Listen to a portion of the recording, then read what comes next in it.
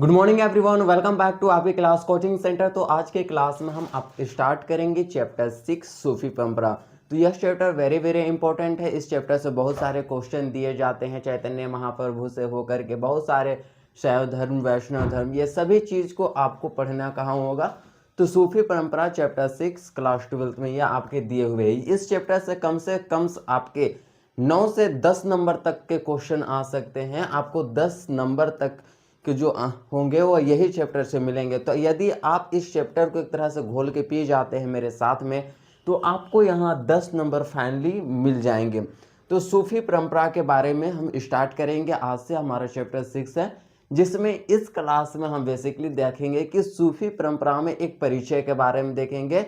उसके बाद हम देखेंगे कि सूफी परंपरा के बाद भक्ति क्या होते हैं, भक्ति आंदोलन को कितने भागों में बांटा गया है। तो ये सारे टॉपिक्स इस क्लास में होंगे, उससे ज़्यादा नहीं होगा। तो यदि आप वीडियो में हमसे बने रहते हैं, यदि अंत तक बने रहते हैं, तो उससे आपको बहुत सारी चीज़ें सीखने को भी मिलेंगे।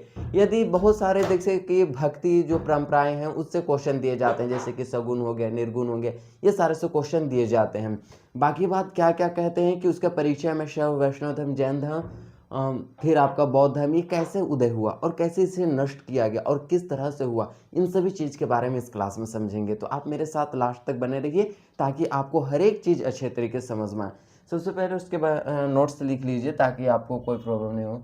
चलिए, नोट्स तो बाद में भी मैं दे सकता हूँ, पहले आप समझ भी लीजिए।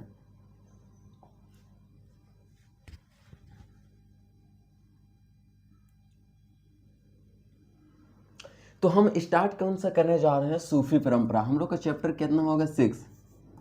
सूफी जो होते हैं परंपरा, परंपरा सूफी परंपरा चैप्टर कौन सा है, हमारा जो चैप्टर है 6, भाग 2 के। कौन सा, भाग 2, ठीक है। आप यहाँ देखिएगा, भाग 2 के चैप्टर 6 है हमारा कौन सा, सूफी परंपरा। वो हम स्टार्ट करने जा रहे हैं। आपको जानना होगा कि सूफी का अर्थ क्या होता है और परंपरा का अर्थ क्या होता है। सूफी का अर्थ होता है साफ। क्या होता है भाई, साफ होता है, यानी कि साफ सुथरा होता है सूफी। और वो परंपरा जो होते हैं वो होते हैं आपके, इंग्लिश से अगर बोलोगे, कंटिन्यू।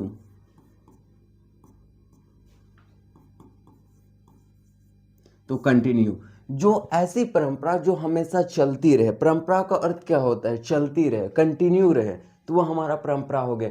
जैसे कि हम गांव घर में बोलते ही होंगे, आप सभी भी जानते होंगे कि परंपराएं क्या होती है। जैसे कि ये एक हमारी परंपरा है, बहुत लंबे समय से क्या होते आ रहे हैं, चलते आ रहे हैं। तो ये हमारी परंपरा है, हम इसे नहीं छोड़ सकते। इस तरह से होते हैं ना, गांव घर में ऐसे बोलते हैं कि नहीं, ये सारे नियम कानून अलग, मतलब अलग नियम कानून लगाएंगे। जैसे कि अभी फिलहाल में कर्म पूजा पहुंच रहे, कर्म पूजा को नहीं करना चाहिए। क्यों नहीं करेंगे, ये हमारी परंपराएं हैं, बहुत समय से, लंबे समय से चलती आ रही कर्म पूजा, तो क्यों नहीं कर सकते, ऐसे बोलते हैं गांव घर में। तो क्या होते हैं कि परंपरा का अर्थ होता है जो बहुत लंबे समय से क्या होते हैं, चलती आ रही हो और आगे चलती ही रहेगी, कंटिन्यू है, वह होता है हमारी परंपरा। तो यही हमारा सूफी और परंपरा भाग 2 चैप्टर 6 में आपके हिस्ट्री के पढ़ना है। तो यह सूफी और परंपरा, ये दोनों के अर्थ समझ गए। सूफी क्या हो सकता है और परंपरा क्या है, तो इन दोनों का अर्थ समझ गए। उसके बाद हम देखते हैं कि सूफी परंपरा में हम परिचय देखते हैं। इसका सबसे पहले हमें परिचय देखना है। परिचय, तो परिचय किस चीज का है, तो परिचय की बात करते हैं हम, तो यहाँ जैन धर्म, यहाँ पे हमें बेसिकली धर्मों के बारे में पढ़ना है। तो जैन धर्म, हमारा बौद्ध धर्म, जैन धर्म, हम सब आपके एक दृष्टिकोण आपके सामने रखते हैं। आप खुद इसे बताइएगा कि ये कैसे पतन हुआ, कैसे नहीं हुआ, हर एक चीज को। एक है आपके तरफ जैन धर्म, बौद्ध धर्म, और एक तरफ हम रख देते हैं वैष्णव धर्म, वैष्णव धर्म, और एक है शैव धर्म, शैव धर्म, शैव धर्म। ये दोनों धर्म, इन दोनों धर्मों को हम एक तरफ रख देते हैं। क्योंकि अगर हम देखें जैन और बौद्ध धर्म का जो विकास हम देखते हैं 600 बीसी में होता है, यानी कि बिफोर क्राइस्ट। लेकिन वैष्णव और शैव धर्म का जो विकास ओबिशियली, अगर वास्तविक रूप से देखा जाए, तो इसका जो विकास होता है वह 600 एडी में होता है। कितना में होते हैं? 600 एडी में होते हैं। ये धर्म पहले थे, लेकिन वैष्णव और शैव धर्म से नहीं, बल्कि ये भागवत धर्म और एक तरह से अलग धर्मों से ही इस समय विकास हुआ था। लेकिन इसका वास्तविक विकास वैष्णव और शैव धर्म का चोल वंश के समय यानी कि गुप्तकालीन शासकों के समय हुआ था। ठीक है, लेकिन लेकिन हुआ क्या भाई? जैन धर्म और बौद्ध धर्म 600 बीसी के, जैन धर्म और बौद्ध धर्म 600 बीसी के सबसे लोकप्रिय धर्मों में से एक था।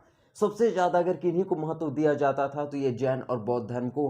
क्यों क्यों ऐसा अपने दबदबा बना लिया? जैन धर्म और बौद्ध धर्म क्यों इतना ज्यादा फैला, क्यों इतना दबदबा बना लिया? इसमें क्या खासियत थी, क्या विशेषताएं थी जैन धर्म और बौद्ध धर्म में? तो इनकी सबसे बड़ी जो विशेषता थी वह थी कर्मकांड। कर्मकांड, कर्मकांड का मतलब होता है हवन उवन करना, यज्ञ वज्ञ, मूर्ति पूजा, ये सब करना कर्मकांड हो गए। ठीक है, सीधी सी शॉर्ट भाषा में मूर्ति पूजा, मूर्ति पूजा, मूर्ति पूजा, कर्मकांड, मूर्ति पूजा, ये हो गए। शुरू से हम लिख देते हैं थोड़ा सा,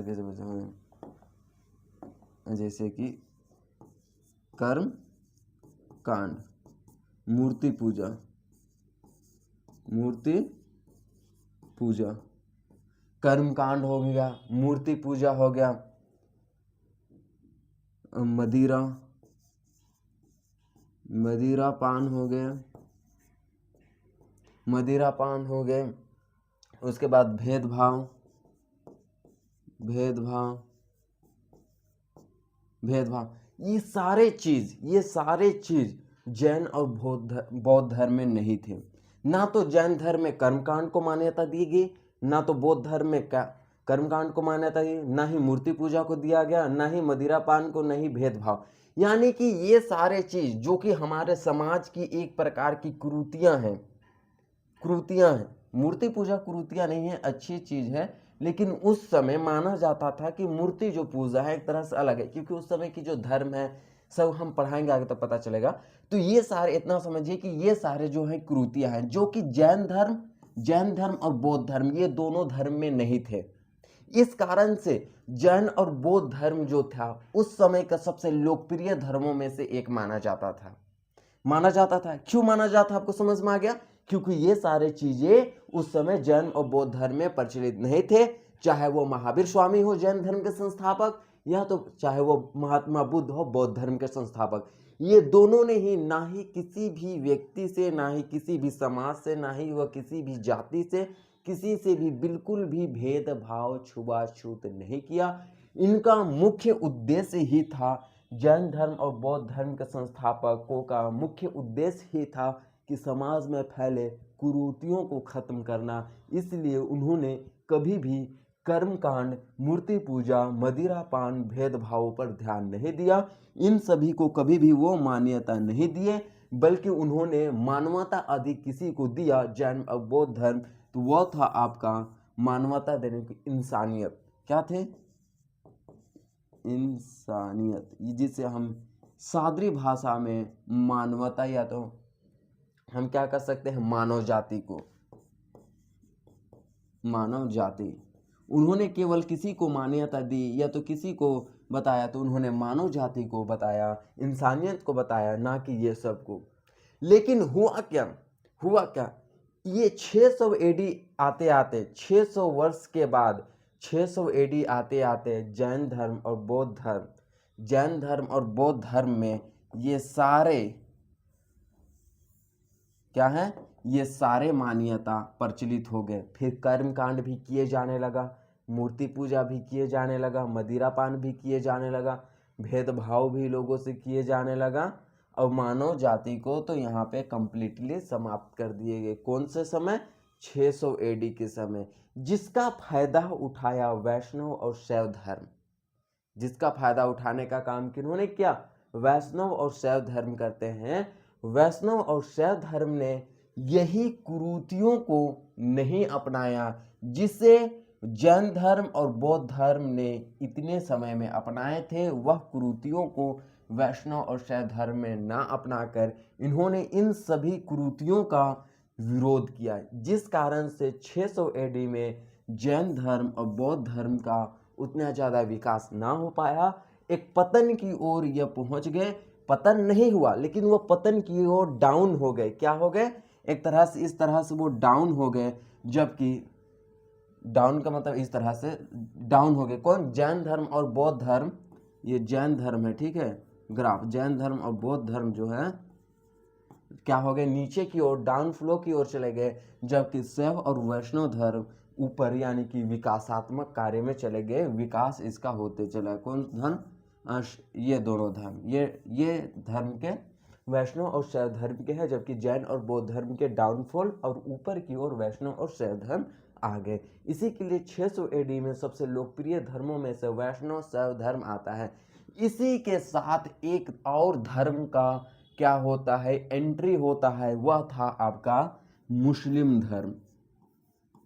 मुस्लिम धर्म, मुस्लिम धर्म इसी समय हमारे देश में इंटर लेते हैं। मुस्लिम धर्म का आगमन होता है 712 ईस्वी में। कौन सी ईस्वी में? 712 ईस्वी में मुसलमान धर्म का आगमन होता है, जब वैष्णव और शैव धर्म अपने चरमोत्कर्ष पर थे। यहाँ की वैष्णव और शैव धर्म के बहुत सारे अनुयायी हो गए थे। उसी समय मुस्लिम धर्म भी हमारे देश में आते हैं। आपको याद रख रहे होंगे 712 ईस्वी की एक घटना है। 712 ईस्वी में मोहम्मद बिन कासिम, कौन? मोहम्मद बिन कासिम, मोहम्मद बिन कासिम, मोहम्मद बिन कासिम जो कि अरब यात्री था, अरब आक्रमण था, अरब आक्रमण। उन्होंने हमारे देश पर आक्रमण किया। किस क्षेत्र में? सिंधु के क्षेत्र में। सिंधु नदी आप देखे होंगे मैप में, सिंधु नदी के क्षेत्र में। और यहाँ के राजा थे दाहिर। कौन थे? राजा दाहिर। तो दाहिर पर इन्होंने आक्रमण किया और उस क्षेत्र को जीत लिया। और इसी के साथ मुसलमान धर्म हमारे देश में आ जाते हैं। और मुसलमान धर्म उस समय उतने बढ़ावा नहीं गए। मोहम्मद बिन कासिम वापस लौट गया, लेकिन हुआ क्या?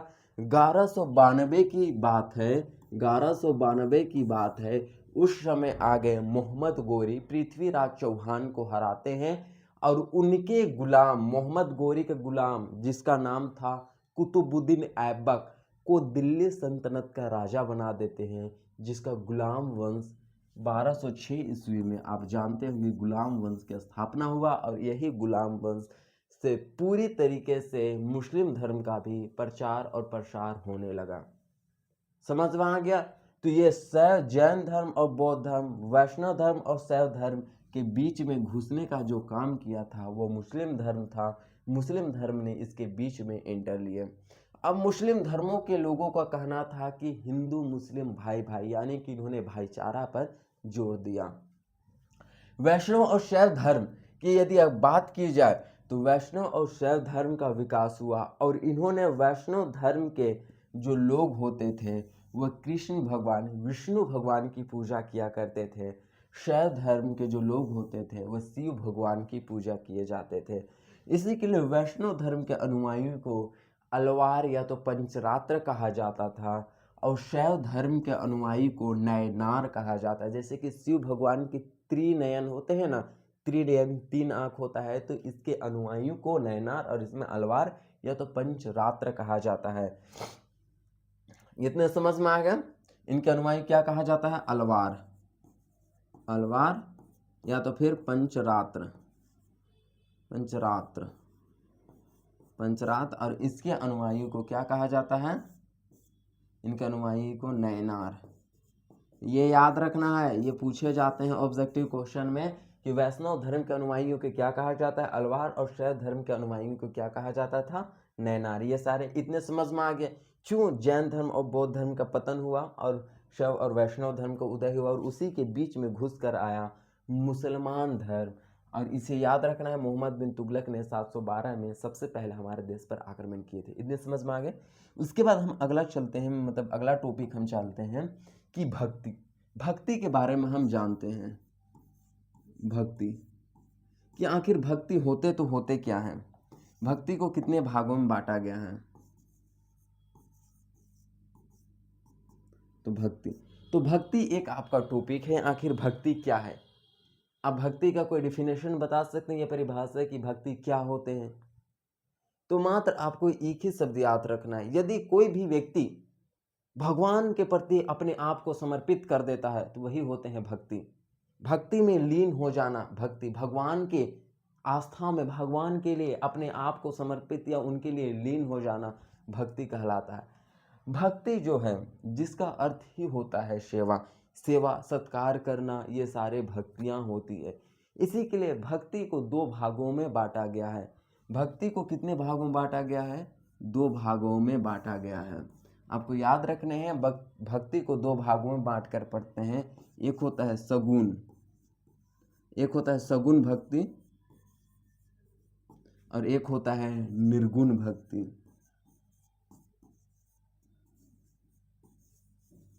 निर्गुण भक्ति। अब आपको पता होगा कि सगुण भक्ति क्या होते हैं, निर्गुण भक्ति क्या होते हैं। आपको नहीं पता तो हम बता देते हैं कि सगुण भक्ति जिसमें मूर्ति पूजा की जाती है, वैसे लोग, वैसे संत जो कि यह मानते हैं कि मूर्ति पूजा भगवान का रूप है, इसी के लिए वो भगवान का रूप बनाकर उनकी मूर्ति पूजा करते हैं तो उन्हें सगुण भक्ति के अंतर्गत रखते हैं। यानी कि सिंपल सा मात्र यही समझिए कि यदि आप हैं और आप सोचते हैं कि नहीं, हाँ अभी कौन सी भक्ति है, अभी सगुण भक्ति है। हम क्या मानते हैं कि भगवान वास्तविकता में भगवान के आकार होते हैं, उनके रूप होते हैं, इसी के लिए हम क्या करते हैं, मूर्ति पूजा करते हैं। तो वर्तमान समय में कौन सी भक्ति चल रही है? सगुण भक्ति, क्योंकि ये सारे 2 नंबर में दिए जाते हैं लिखने के लिए, याद रखिएगा। तो वर्तमान समय सगुण भक्ति है, क्योंकि सगुण भक्ति के अंतर्गत उन्हीं को रखा जाता है जो मूर्ति पूजा करते हैं, जो ईश्वर का कोई ना कोई रूप होता है, इसको मानते हैं, वह सगुण भक्ति के अंतर्गत आते हैं। हम, आप से लेकर के अभी सभी कोई हम सगुण भक्ति के अंतर्गत आते हैं। मैं भी भगवान के मूर्ति को मानता हूँ, आप भी भगवान की मूर्ति को मानते हैं। भगवान का कोई ना कोई रूप होता है, मैं भी मानता हूँ, आप भी मानते हैं, हम सभी मानते हैं। तो हम इसके में सगुण भक्ति के अंतर्गत आ जाएंगे। लेकिन निर्गुण भक्ति के अंतर्गत कौन से आते हैं? जैसे सगुण भक्ति के अंतर्गत हम रख सकते हैं शैव, शैव को हम रख सकते हैं इन्होंने, और वैष्णव, शैव और वैष्णव, शैव और वैष्णव जो है वह सगुण भक्ति के अंतर्गत आ जाएंगे। लेकिन निर्गुण भक्ति के अंतर्गत जस्ट इसका उल्टा, जो कि भगवान का कोई रूप नहीं होता है, यानी कि निराकर अमूर्त, यानी कि निराकर मूर्ति की पूजा करते हैं। यानी कि उनका कहना है कि भगवान का कोई ना कोई रूप नहीं होता है, न ही उनका कोई मूर्तियों की पूजा की जाती है। तो वैसे लोग निर्गुण भक्ति शाखा के होते हैं। निर्गुण भक्ति शाखा के वह लोग आप होते हैं जो भगवान को नहीं मानते हैं, भगवान के मूर्तियों को नहीं मानते हैं कि नहीं भगवान नहीं होते हैं। जैसे कि महात्मा बुद्ध, महावीर स्वामी, क्या कभी उन्होंने भगवान ईश्वर को माना? नहीं माना। उनका कहना था कि संसार में यदि दुखों से मुक्ति प्राप्त करना है, मोक्ष की प्राप्ति करना है, तो आप अपने को आपको इन सभी चीज़ों से दूर रखिए, मूर्ति पूजा इस इत्यादि से दूर रखिए। जैसे कि कबीर, गुरु नानक, ये सारे जो संत हैं, गुरु नानक, कबीर हो गए, गुरु नानक हो गए, कालिदास हो गए, फिर आपके हो गए ये नाम क्या है इनका, 10वें गुरु थे अर्जुन, 5वें गुरु अर्जुन देव हो गए, 10वें गुरु आपके गुरु गोविंद सिंह। ये सारे जो थे वो निर्गुण भक्ति शाखा के थे। वो ईश्वर की मूर्ति को पूजा नहीं करते थे, ईश्वर का कोई रूप नहीं होता था, ये इस तरह से वो नहीं मानते थे। इसी के लिए तो समझ आ गया, क्योंकि भक्ति आंदोलन के अंतर्गत शैव वैष्णव जहाँ पे पूजा होती है वर्तमान समय में सगुण भक्ति में बांटते हैं, और एक होता है निर्गुण भक्ति के अंतर्गत कबीर आ जाते हैं, आपके ये आ जाता है कालिदास आ जाते हैं, आपके ये आ जाते हैं गुरु नानक आ जाते हैं, गुरु गोविंद सिंह आ जाते हैं, अर्जुन देव आ जाते हैं। ये सारे निर्गुण भक्ति के अंतर्गत आ जाते हैं। ये पूछे जाते हैं कि निर्गुण भक्ति शाखा के कौन कौन से हैं, तो ये सभी चीज़ पूछे जाते हैं। चैतन्य महाप्रभु, ये सारे वगैरह वगैरह आ जाते हैं। लेकिन है क्या, शैव धर्म और वैष्णव धर्म को दक्षिण भारत से उत्तर भारत में लाने का काम रामानंद करते हैं। कौन? रामानंद, याद रखना है रामानंद। और एक है चैतन्य महाप्रभु, चैतन्य महाप्रभु ये बंगाल के थे। इन्होंने ही शैव धर्म और वैष्णव धर्म को प्रचार प्रसार करने में बहुत ज़्यादा भूमिका इन दोनों संतों ने निभाया था, जो कि सगुण भक्ति शाखा के थे। याद रखने ये दो नाम, ठीक है। क्या आपको इतने समझ में आ गया? तो चलिए ऑल क्लियर कर दिए आप। आई होप बहुत अच्छे से आपको समझ में आए होंगे। यदि आप समझ नहीं आए होंगे, डाउट्स होंगे, तो आप हमें क्या कीजिए, कमेंट कीजिए, ताकि हमें आपके जो डाउट्स हैं वो क्लियर करा सके। और कहीं ना कहीं आपको अगर समझ आते हैं अच्छे तरीके से मेरा पढ़ाया हुआ, तो आप लाइक एंड सब्सक्राइब कीजिए और अपने दोस्तों के पास शेयर कीजिए। चलिए हम आपको नोट्स देते हैं, ठीक है। नोट्स की बात की जाए, रिसेंटली नोट्स, चलिए आपके नोट्स भी लिख लीजिए। तो सूफी परंपरा,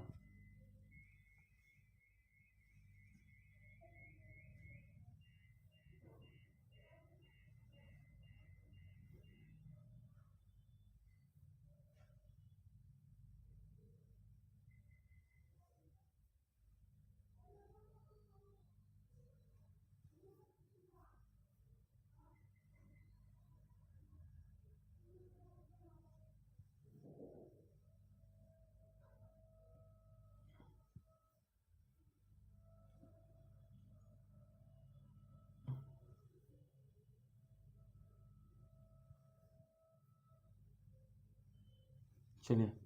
तो आपको इतने बहुत अच्छे से समझ में आ गए, तो लाइक एंड सब्सक्राइब कीजिए और हमारे जो अपने क्लास को अपने दोस्तों के पास भी शेयर करें, ताकि उन्हें भी ये सभी चीज़ों को अच्छे तरीके से जाने समझे और वो भी अपने अच्छे एग्ज़ाम को बहुत ही अच्छे तरीके से दें। नेक्स्ट क्लास में हम फिर मिलते हैं। धन्यवाद।